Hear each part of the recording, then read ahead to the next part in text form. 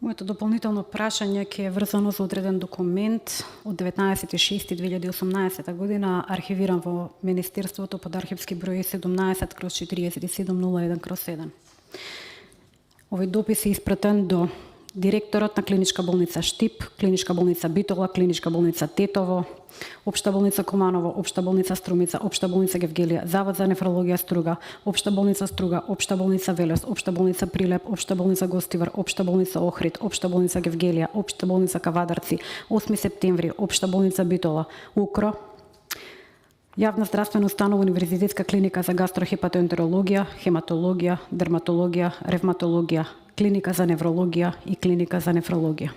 Предметот е ословен како задолжение. Читам. Министерството за здравство на Република Македонија ќе отпочне постапка за повеќегодишна набавка на биолошка активна терапија, молекуларна таргет терапија и моноклонални антитела за потребите на ЈЗУ. Се спомнува ЈЗУ без општите болници. За таа цел потребно е да се донесе одлука на управниот одбор за повеќегодишна групна набавка на биолошка активна терапија, молекуларна таргет терапија и моноклонални антитела и во заграда да го отстапите буџетот за набавка на истите на Министерството за здравство. Исто така по донесувањето на одлуката од страна на управниот одбор потребно е да се склучи и договор за групна набавка помеѓу јавната здравствена установа и Министерството за здравство.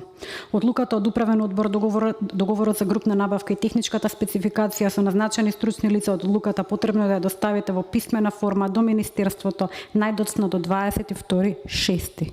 за 3 дена. Ама проследено кон крајот на дописот имаме и листа со кои медикаменти и која јачина.